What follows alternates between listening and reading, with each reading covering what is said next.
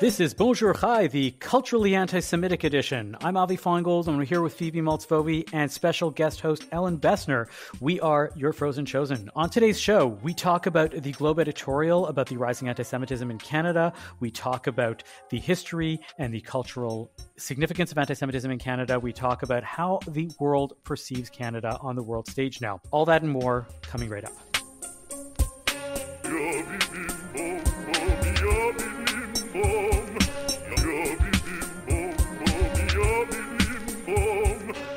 I feel like the streams have crossed today. We have an amazing guest host who is long, long overdue. We should have had you on a long time ago. Ellin Bessner, host of the CJN Daily, sponsored by Metropia. Welcome to Bonjour Chai. Everybody knows that. It's great to be here. Thanks so much for having me. Yeah, we were going to talk about this huge sprawling topic that involved so much history, so much deep knowledge of Canadian politics and Jewish journalism. And we're like, well, we can't not do this without you, Ellin. So welcome. We're glad. I anticipate an amazing conversation. But first, within a short span of about 2 days, there was Senator Joe Lieberman passed away, Daniel Kahneman, who was a Nobel-winning economist, Martin Greenfield, who was a tailor who learned his craft at Auschwitz as a young teen, became a very famous tailor in Brooklyn. I have a couple of Martin Greenfield suits. Ellin, you are somebody that does honorable mention all the time. How do you deal with this onslaught? Like when all these famous notable individuals who are, not young, but they pass away, and it's a lot to take in, at once, no? Well, that's because we are all coming to a certain age. They're all coming to a certain age in the 80s and 90s where people who built the community, people who built the nation, Jewish leaders of that generation, post-Second World War generation, are all, and we could say the same for Holocaust survivors, although we're kind of post that already, Second World War veterans too. You see a lot of them all at once.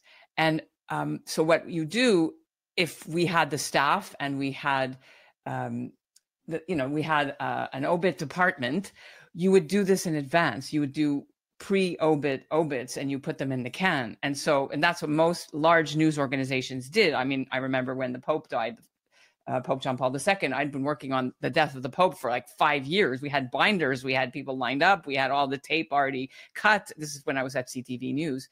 And so let's say when we had Irving Abella, Max Eisen, two big luminaries of Canadian, one academia and Jewish leadership, and one Holocaust survivor, speaker and educator, died within the same few months. You scramble, yeah.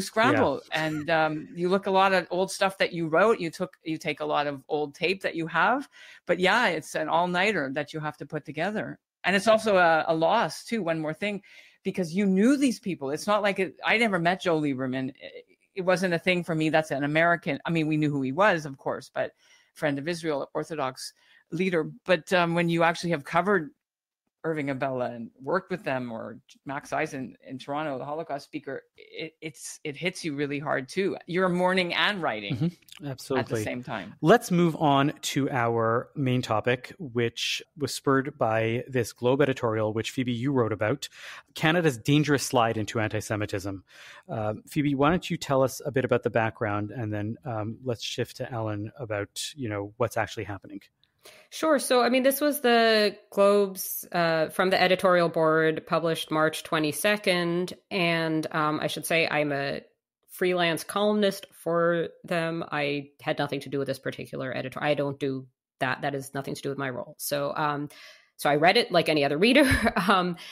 And basically, it's this wake-up call about just sort of that summarizes a lot of stories that will be familiar to anybody who follows the Canadian Jewish news. And then it ends by saying, we've taken the liberty of writing the motion that the House ought to bring forth and adopt unanimously. This House unequivocally condemns anti-Semitism in all its forms, and in particular rejects the idea that Jewish Canadians are in any way responsible for the actions of the State of Israel, end quote. So basically, the thing that jumped out at me the most about this was this line specifically. On Monday, an NDP member of parliament, Brian Massey, acknowledged the rise in anti-Semitism in Canada, but said we're not going to be able to fix anything right now until there's a ceasefire in Gaza. And then it notes that he has since apologized. And that line specifically, though, struck me because that type of argument, I think, is very, very prevalent in Canada, especially at this moment. This idea that anti-Semitism may be rising, but feeling a bit insulted in Canada is nothing compared to being bombed in Gaza. So really, we shouldn't care. And I guess I can't tell. I don't know whether to say it's heartening that the newspaper is taking this on. I don't know whether to say that it is depressing that it has to. But it struck me as noteworthy that this is considered like a big issue in Canada at this time, worthy of speaking out about. So, Ellen, I think we can separate this whole, all of these incidents, all of the discussions going on into two separate really buckets. One is, what's happening at the high levels of government, right? What's happening federally, what's happening governmentally, and what's happening culturally, like day to day amongst the people. Well, if you just have to look at statistics across the country that are reported incidents, police in Toronto every month release their updates of hate crimes, and it's skyrocketing against Jews. And then if you look at the school board statistics, for example, Toronto District School Board, they have partial statistics. Mostly it's against Black, LGBTQ, and other ethnic groups. But in terms of hate by religion, Jews, who make up a very small portion of the TDSB, Toronto District School Board, for example, are really, really small. But they're number one when it comes to hate against racial groups. And what I see is that it is pervasive in a way that I have not seen in my lifetime. Sure, there was stuff going when we went to college and when I was growing up. I went to a Jewish school in Montreal, and our Bagel Boys basketball team used to get beat up by the P9 kids when they came, the French Catholic schools, to play basketball. Or our school actually got firebombed, and the Herzliya Saint Laurent got firebombed in Montreal. The library was burnt down, and the fellow who did it was convicted. And yeah, he just said he did it because of Israel-Palestine. But this was a long time ago. It was one-offs. Thank God there hasn't been that. There's small incidents. No one's been hurt in the Jewish community, but it's literally every day. It's not once in a while. It's every single day, whether it's the political people making comments, newspapers putting anti-Jewish caricature, editorial cartoons. And that's the difference between what happened then and what happened now. On the other hand, and it has to be said, the Muslim community in Canada has literally been murdered for Islamophobia. So when people say, oh, yes, but you Jews, you complain too much. Look, we're actually getting murdered. But it's by white supremacists, not by Jewish people. Nobody seems to remember that. Yes, it's absolutely horrific that mosques have been, shot at, and our worshipers have been murdered. And in London, a family was run over. But this has nothing to do with Israel-Palestine or Judaism. It has to do with replacement theory, right? Sure, but it's come up multiple times. The idea that Jews sometimes feel like we have to win the Victim Olympics, and that's not healthy for us. And this happened before October 7th. So I think that what we're seeing is, the apotheosis of such thinking. Well, I was going to just say, because Ellen, I had the joy of editing your forthcoming CJN magazine article. Reading it made me think about just sort of, because you have a part in it where you write about sort of the feelings that come with when can you have an Israeli flag out on your person in public in Toronto, for example, and when that feels safe. And I was just thinking about the fact that I would not feel safe doing something like that. Would you have felt unsafe before October 7th? No, not at all. Do you want to talk about that a bit? Yeah. Yeah. So we'll talk about before October 7th. Last summer in Toronto, there was a celebration or commemoration of a significant milestone anniversary of the Christie Pitts riots, which was in 1933. Swastika clubs in Toronto started beating up Jews, and it was at a baseball game. So last summer, the Minister of Education, all the cabinet ministers, they all came to Christie Pitts. They brought school children. Thousands and thousands of school children came to see this play, to teach people about anti-Semitism and tolerance today. So there was lots of attention paid to this. And what I found was, and this is May, when I went to one of these events with my mom, I was talking to the school children who came, because as one does, you want to say, so what do you know about anti-Semitism? Do you ever meet Jewish people in your schools? And as a matter of fact, there's very few Jewish kids in this school in Peel region, which is to the west of Toronto. And on Multiculturalism Day, the day that a Holocaust survivor, Eli Gotz, spoke at that school and talked about his experiences as a survivor. Guess what flag got ripped down in the school and torn? On Multiculturalism Day, obviously it's the Israeli flag. There's like 4 Jewish kids in that school. But now with what happened after October 7th, it is everywhere. Kids are in Toronto. I'm working on a story that kids are getting beaten up in schools in a Jewish neighborhood, 30% Jewish school. The principal's doing nothing. The superintendent is doing nothing because there are mitigating circumstances. So what's interesting about this, you're saying you had just said that no one was getting physically hurt. This sounds like people are getting physically murdered. I'm talking about murder. Okay. So there is massive bullying going on. There's massive slights and comments, and there was Heil Hitler salutes in schools before. Kids were doing that, but it seems that now they have justification as opposed for ignorance. That's the difference. They're like, you see, we're allowed because you're bad, you like Israel, you're Jews. I don't feel safe.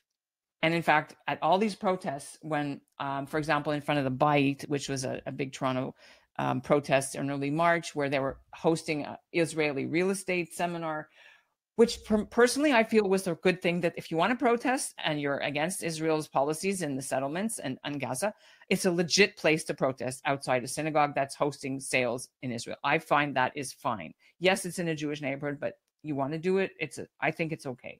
I'm going to get in trouble for this, but I agree with you. I think I agree with you as well.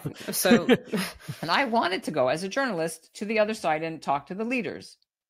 The police wouldn't let me go by myself. They said, it's not safe for you. I've been a journalist in wars in Africa. I never had this issue of it's not safe for you, not because of you're going to get screamed at, hit, or punched, but it's because I couldn't go there because there was like mines and bombs, and it wasn't safe for me to go to a minefield, for example, that was physically dangerous. But here they wouldn't even let me cross the street in Canada to go interview a leader who's on a megaphone screaming about how Jews are genocide because of my physical safety, because I had the Canadian Jewish News logo on my ID card. Like if I had CBC, it would be fine. Do you know what I mean? I found that very physically upsetting. And that was something that I haven't experienced before as a Jew. Well, something that I've just been wondering about is what is going to be the impact of all of this on, like, on the one hand, you have younger Jews and younger people in general being less pro-Israel, but at the same time, certainly in history, such atmospheres encouraged stronger Jewish sentiment and specifically stronger Zionist sentiment. And I'm just wondering what we'll see now. I know that people who are already pro-Israel are way more pro-Israel than they were before, and doing more things. I just did a story today about the runners and the knitters and the candle lighters, and they're walking and they're raising funds, and way more solidarity than they were before. Even if they're not shul people, they are community people going on missions, even though it costs a lot of money. They leave their business for 6 days to go pick sweet potatoes to help Israel. So that's definitely true. But I also see younger people, and I'm talking about my own family, who they are now questioning Israel's right to exist. They going to Palestinian rallies. My mom's friend's granddaughter is now marching in pro-Palestinian rallies, a Jewish girl, because they feel so outraged about Gaza. So I have 2 questions. And that is something I don't know if I'd seen in my lifetime before. One is, do we think like things would have been different if we hadn't for the past 5, 10, 15 years really been harping on this idea that anti-Zionism is anti-Semitism? The IRA definition is the definition of anti-Semitism. We have to connect anti-Zionism to anti-Semitism.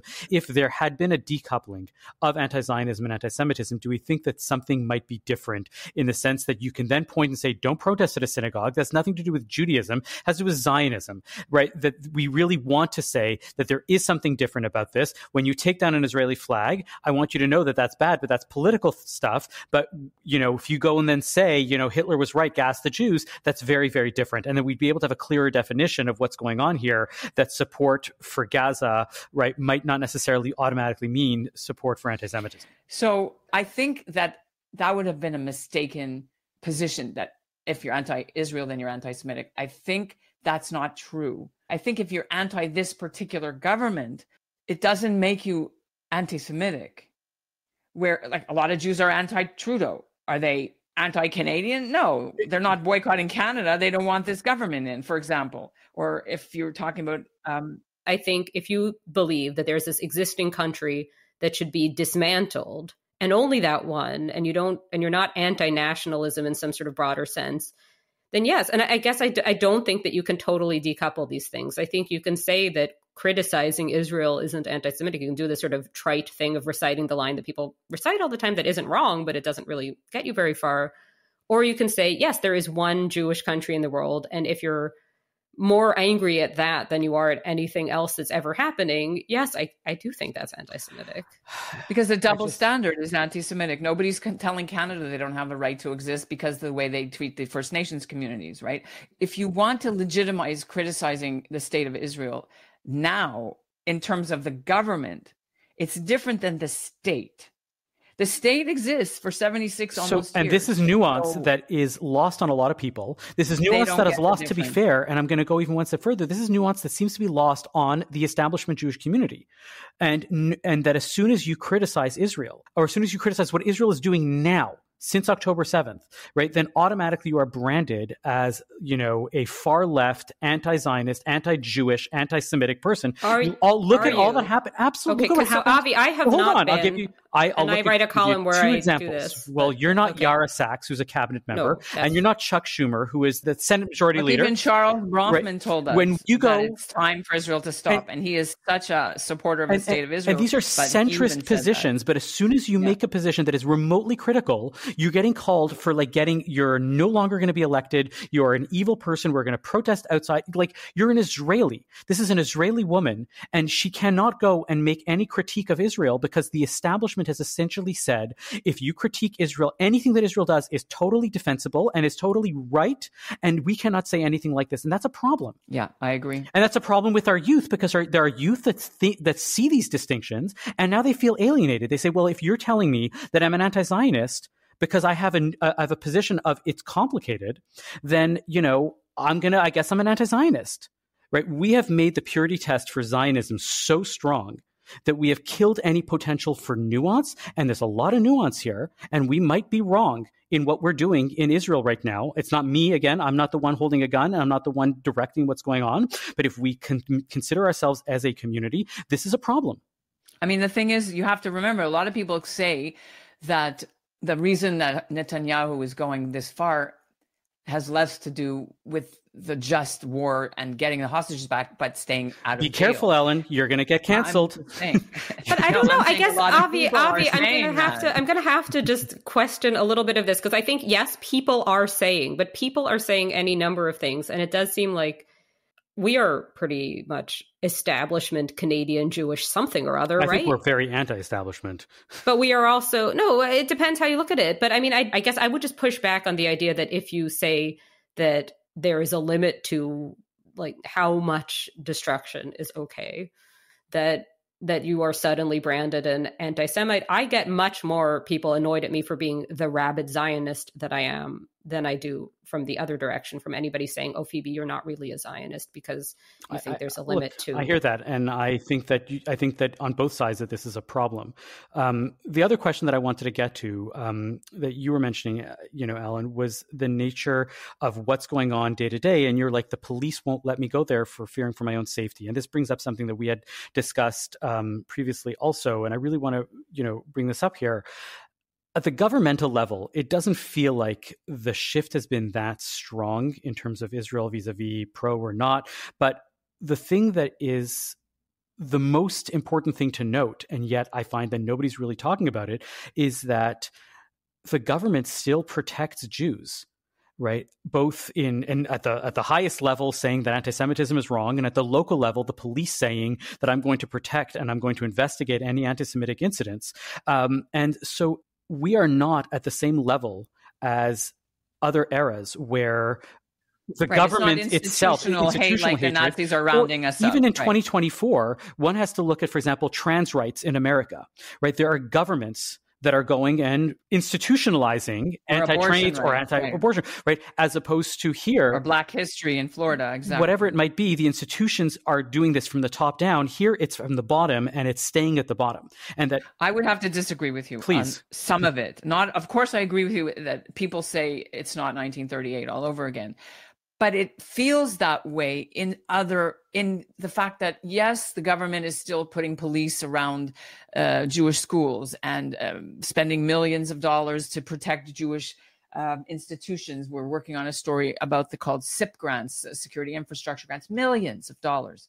The thing is, the Jewish community does not go into particularly Muslim or mosque or Palestinian areas and scream and yell and harass. They don't blockade classrooms. And that is what is making it feel oppressive, is that we're behaving, the Jewish community is behaving like citizens, and we can't even go to class. We can't go to a cafe. Our businesses are getting doxxed on. That's what's the difference, is that it's everywhere, that the government is supposed to be implementing IRA. It's supposed to be implementing anti-racism training, and yet they're not. So I just want to talk a little bit about the why here, why this is happening, because I think that what you see is it's not just that anti-Semitism is understood in a kind of intersectional framework as not the most pressing of all oppressions. And I think you would get that. That was what had been the case pre-October 7th, that this was just not the biggest priority, and fair enough, right?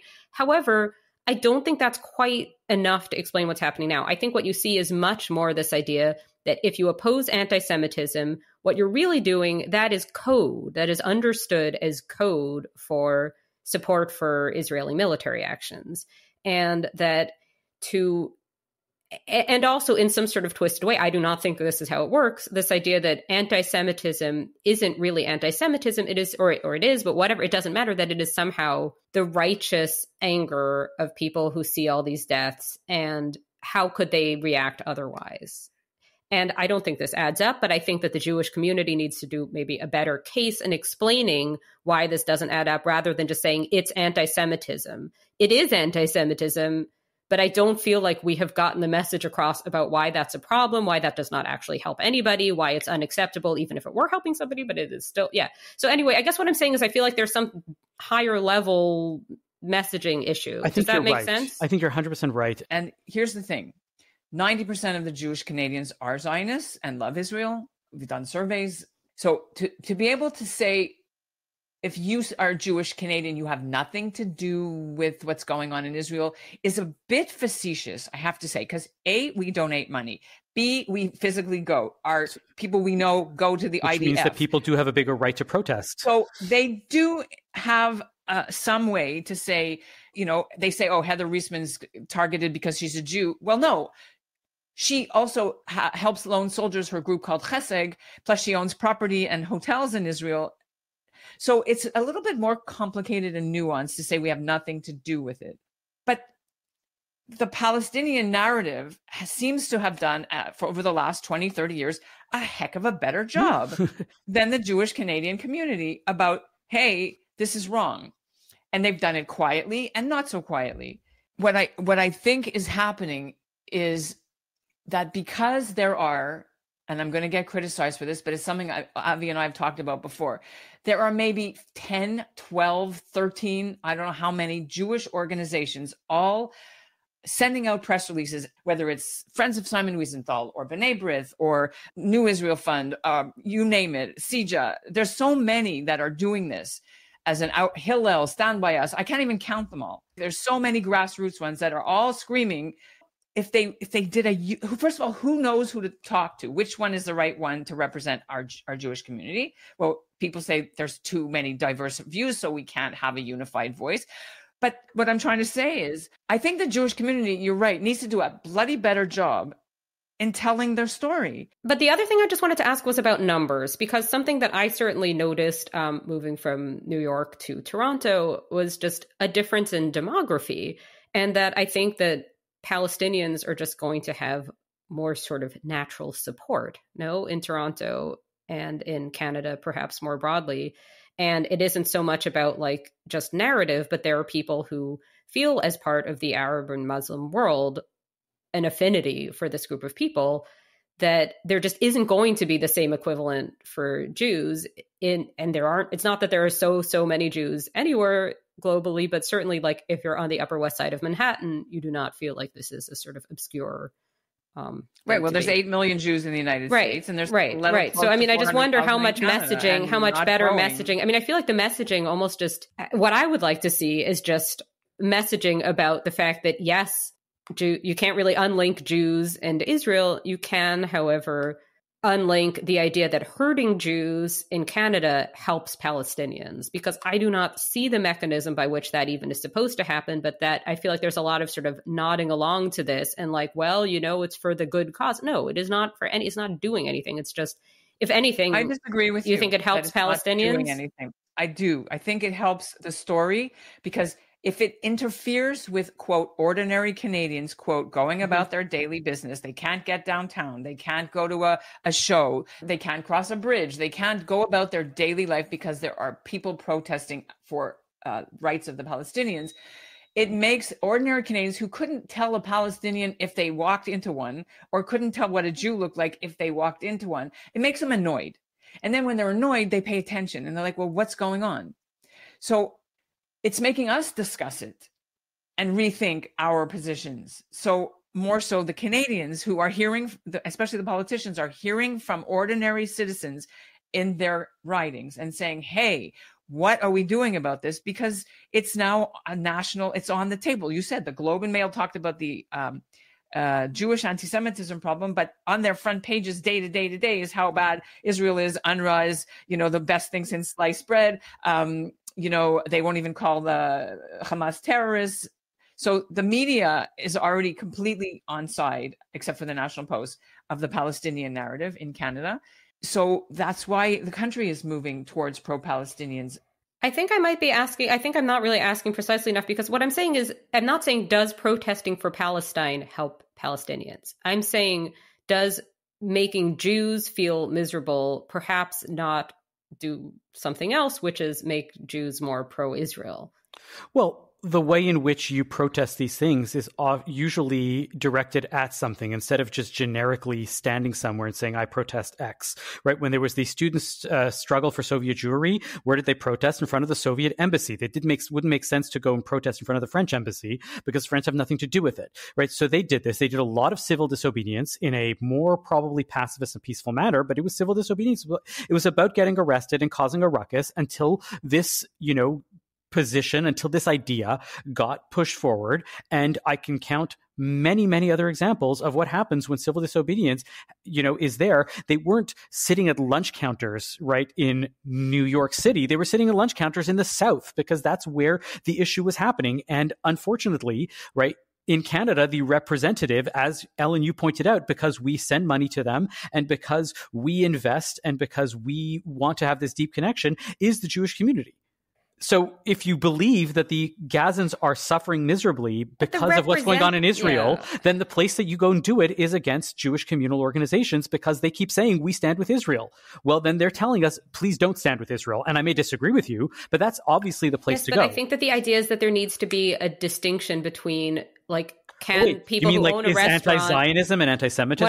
What I'm saying is that I think that you can know that a restaurant owner, we had this conversation, I think months ago, Avi, about, like, you were asking me, like, would I go to a restaurant run by a pro-Palestinian restaurateur? And I was like, obviously. That is where I'm different. That's where I would not be upset with somebody who's Palestinian being pro-Palestinian. Somebody who has squat to do with any of it being really pro-Palestinian, that's where I would be more. I have not gone back to the coffee shop that went all in for Palestine. That's a bunch of white Canadians. We love it. We love it when non-Jews, right, are Zionist, and we support them, and we raise them up in the community, and we point to them and say, even if they're problematic. Exactly. We talked about that. Right. Many of those people. And yet, if somebody who's not Jewish says free Palestine, we don't say you have the right to your opinion, and that's great. I may disagree with you, but you see things differently. We say you don't have the right to have that opinion because you're not pro-Palestinian? Wait a second. I didn't say that anybody doesn't have a right to know. I'm saying that I have a right to have the feelings I have about it. I'm not boycott. Yeah. I'm not with a placard in front of the coffee shop. I'm just not keen on getting a coffee there. Fair enough. No, what I'm saying is I think I do not hold it against somebody Palestinian being pro-Palestinian. I don't think that they, out of anti-Semitic malice of all the causes in the world, chose the Palestinian cause if they are Palestinian. No, I mean, that's not how it works. Yeah. You know, what's interesting to me, we talked a bit about what it's like on the ground. Would I feel safe walking around with my Israeli flag? And the answer is, of course not. But I'm very interested in what's happening in terms of the federal politics, because April 7th, I think it is, Pierre Poilievre is making his sweep through Jewish community, large Jewish community synagogues in Montreal and in Toronto. I'm going to see if he says the same thing, because I have the first speech, so hopefully he'll change his words. But, you know, Anthony Housefather is now thinking about jumping to the Conservatives. We'll see. And obviously the Conservatives are making a concerted effort to get the Jewish vote in large cities. Poilievre is on the hustings already and has been for a while. Now, the Jewish vote, quote unquote, is small compared to the vote with people who are in the Muslim faith. There's just, the numbers don't add up. So why would he want to do that? Is he capitalizing on this one issue vote? Because that's what happened with Harper. He became a one issue vote, right? Jews voted for Harper because of his, you know, less government, but also pro-Israel stance. And then when the Liberals came in, it's, you know, Trudeau said, there's not going to be any inch of daylight between us and Israel and our position from now for what Harper did before. But that's not true anymore. They made their political calculations. The Liberals have been seeing where the writing on the wall is, and their members, their caucus, their support is coming from the pro-Muslim, pro-Palestinian side, not from the Jewish side. So I think that it's very interesting that I think we are already seeing people who were never involved in politics before. And I'm talking about people that I know, Holocaust survivors' kids, especially, who are traumatized by what's happening now in Canada. And that's a whole other podcast to do, is how Holocaust survivors and their children are feeling about now, post October 7th. It's a trauma that we haven't talked about. They're getting active in the Conservative Party, grassroots. So I'm very interested in why this is happening. This is interesting because I don't get the sense in the U.S. that there's going to be a big Jewish shift to the Republican Party, because except in Florida, where that's where they are, all Republicans. They already are. The idea is that there hasn't been whatever shift has happened has already happened. Yeah, I'm not sure that. They love Trump. So if we are going to talk about the U.S., right? Could I just ask a question about just sort of the view from abroad? How, is there an impression? I found it interesting to see a Canadian newspaper saying, oh no, we have an anti-Semitism problem, when you also see a lot of commentary from abroad saying, look how anti-Semitic Canada is. Why is Canada so anti-Semitic? And I wanted to just maybe pause for a moment on those sort of the view from abroad. I think it's a great point. I can just give you two anecdotal examples. Yesterday, I got a phone call from the Times of Israel. They're writing an article about why Canada's Jews are moving to Israel because of anti-Semitism. They basically quoted all the interviews I did with Canadians who'd made Aliyah this past year since October 7th. And they said, can we talk to this person? What's going on in Canada? Channel 13 from Israel called me last week and said, we need somebody who speaks Hebrew to talk to us about the motion in Parliament. What's happening with Canada? You people in Canada, the Israelis, don't understand why Canada is so anti-Semitic. However, it's not just those two anecdotes. When you see video going on social media of the police giving coffee to Palestinian protesters on a bridge, Tim Hortons coffee, the iconic photos of that, right? That goes viral, and all these WhatsApp and Telegram and Signal, and as well as regular social media. And it gets Israelis upset. What is happening? We're here in Israel fighting a war, a real existential war, but it's worse in Canada. At least in Israel, we know who our enemies are. And you people in Canada, we feel bad for you. This is the story that we're hearing from Israel. That's interesting. I guess I see much more, I end up seeing this more from the U.S. perspective. A lot of this kind of, for years, there's been a kind of smug, we have it much better in the U.S. than in Canada. Jews have it better in the U.S. than in Canada. And I feel I almost wonder if a little bit of that is receding now, in terms of just that there's so much press about things being terrible in the US, things like the Big Atlantic article by Franklin Foer about the sort of the end of the golden age of American Jews, and things like my social media for very particular reasons being filled with stuff about anti-Semitic graffiti on the Upper West Side, things like that. So I wonder if that's maybe changing. So what I hear, and I'd like to hear what you guys think too, what I hear is that we also grew up in a golden age here in Canada from post Second World War until, I don't know, maybe 2014, where it was great to be Jewish. We had Jewish Supreme Court justices, and we had Jewish people in arts and hockey players. And I mean, for Canada, that's a big deal, right? And Zach Hyman just scored his 50th and 51st goal, a Toronto Jewish boy. And already you heard people say, yeah, but he only got to 50 goals because his parents are insanely rich. You would never have heard that before.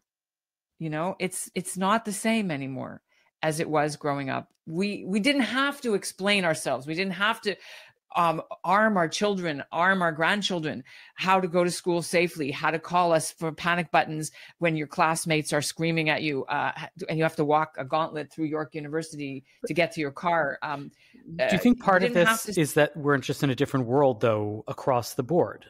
You know, that we are more nakedly partisan across many issues and across all party lines. This is just the new world that we're in. I mean, I actually think it's the world of the truckers. I think that it was say anything and no one does anything. You mentioned Pierre Poilievre visiting all of these Jewish organizations and Jewish communal spaces, giving this speeches and having this like rallying the Jews together to come become conservative. I don't like. Is it just me, or that would not have happened 20 years ago? The idea that Jewish communal spaces became nakedly partisan. The idea that, no, it happened when Harper came. Harper was launched 20 years ago. I'm talking about when when in 2015, Chrétien was launching. Was it about? And that was about launching a campaign. I'm talking about there's not even a campaign here. There is not Jewish communal organizations. Some saying that we're liberal and we're going to have a liberal,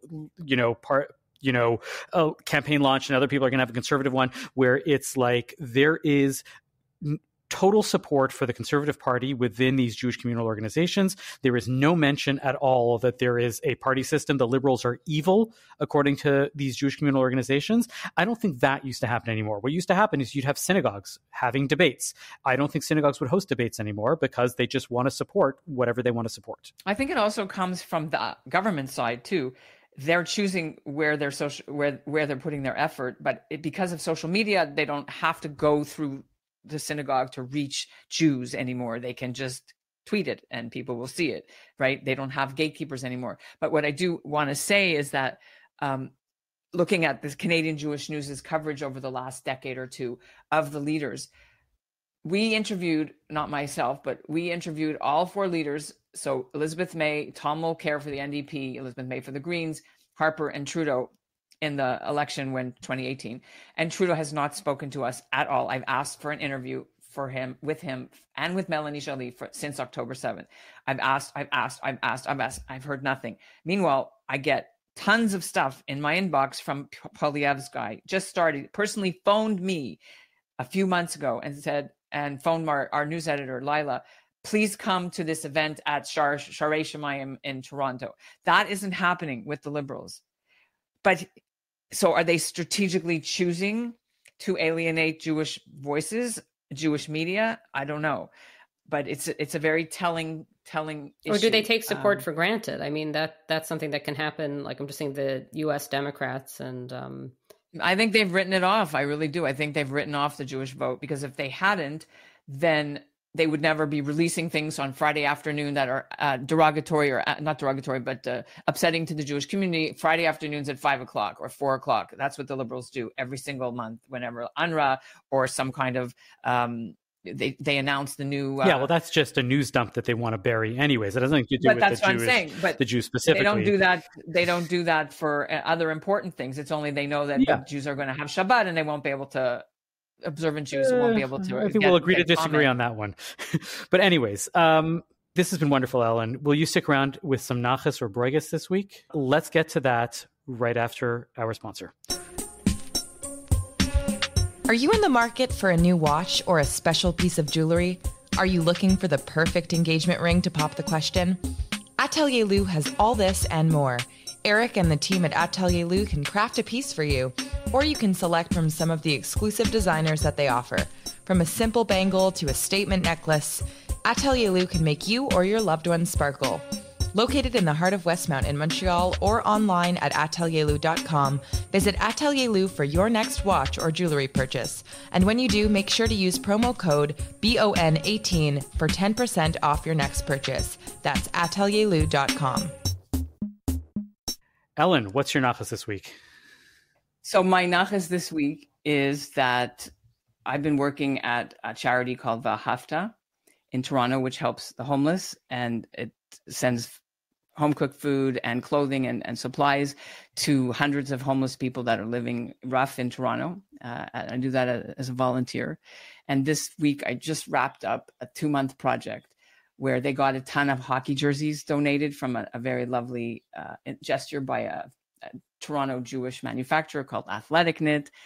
And for the last 3 and 4 months, I've been sorting them. And we've been sending them to First Nation communities and poor communities, sports programs all around the country in Ontario through the Toronto Police, as well as Israeli teams, Israeli rec teams, and soldiers, wounded soldiers in Israel. And so that's my nachas for the week. It's been a wonderful project to do. Phoebe, what's your nachas this week? So I'm going to have to, this is going to be a little different in tone. Well, it's a nachas borgas. Can I do a nachas borgas? Please.